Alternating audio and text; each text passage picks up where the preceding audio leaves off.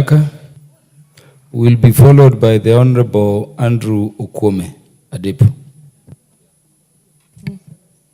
Thank you, Honorable Speaker. And Honorable Speaker, I just want to express the sentiments of majority of members here that this one of the biggest gaps in SHA and SHIF is the lack of communication, either to the public, to us, the members who represent the public. Nobody really knows what is going on. And that's the biggest issue that we really need to take care of. Honorable Speaker, for example, the staff who are working under, majority of them communicated to them in terms of what is going to happen to them. And this communication needs to be very clear. Honorable Speaker, I hear a lot of members suggesting that we should have a Kamkunji. I actually think that we should have the CS come here during a session so that we ask proper questions where the public can see exactly what is going on. The other thing, Honorable Speaker, is this is an IT-based technological system. And one of the things that we know in the IT space is that when you are moving to a different technology, you have to do what is called a grandfather piloting.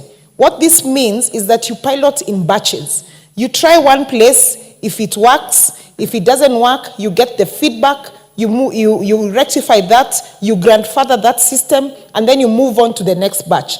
But this was done en masse, which is very scary and very dangerous. And a lot of patients have suffered as a result of this. So what I want to urge the chair and the CS, and I hope he's listening, is that can you now start a process of communication?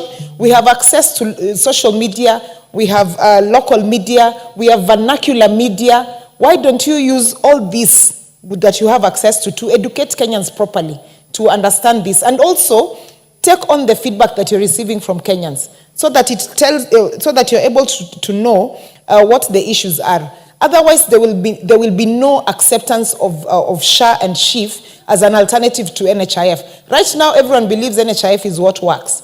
So it's up to us. We have the responsibility of ensuring the public understand why this is a better alternative. As at now, we all don't think it's a better alternative. I thank you. The Honorable Andrew Okuome. Thank you, Mr. Speaker. In fact, I'm surprised that some of us do deny that people are suffering out there. I'm telling you, the situation out there is very serious, and because of that, I'm happy my colleague, Honorable Gogo, brought up this issue. One thing that I see is the cause of this problem is changing of names from NHIF to SHIF. Perhaps the system should have worked in such a manner that the two systems were to run concurrently as NHIF gives way to SHIF. But if you make it one day, a number of people were caught up. They were neither in NHIF where they were deregistered, nor are they in the new system of SHIF.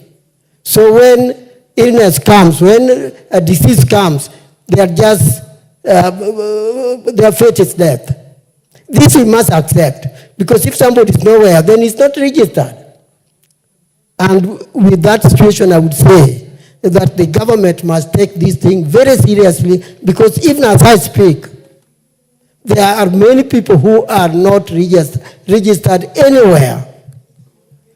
I think this we need to do something on very, very urgently.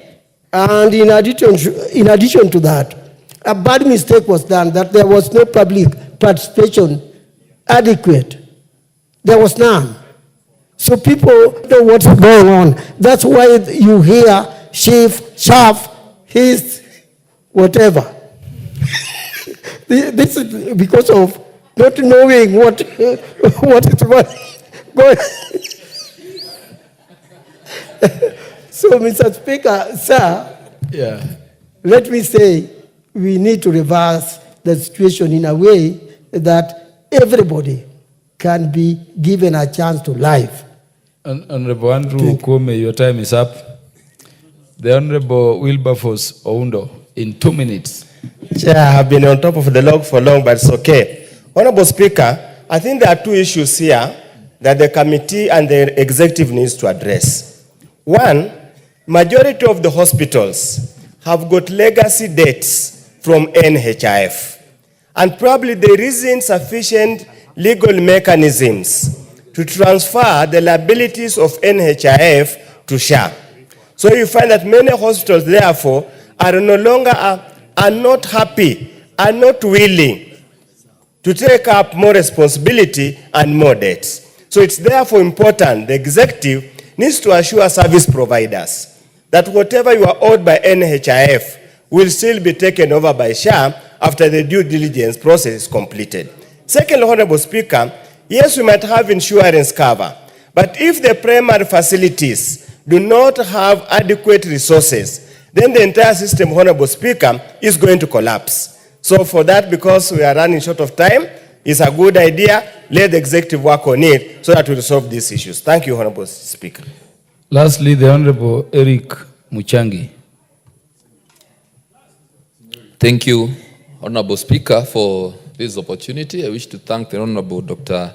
Lilian Gogo for this very important matter. Honorable Speaker, I wish to agree with the honorable members that say that we need to do more sensitization and information sharing about SHIF. Because, Honorable Speaker, I have done my own research within my constituency, and I have seen that we have some considerable number of people who are uptaking this SHIF, but there are challenges that have come with this new program. And I am thinking that sometimes we have a very ambitious program of planting trees in this country until everyone gets into the program of planting trees.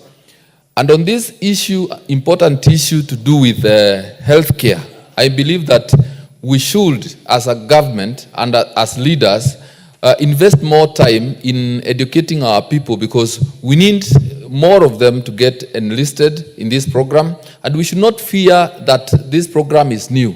You know, in this country, we have a tendency of rejecting almost everything. This idea of having a new... that was made to be paid for those hospitals that were not paid the NHIF. What happened to the money?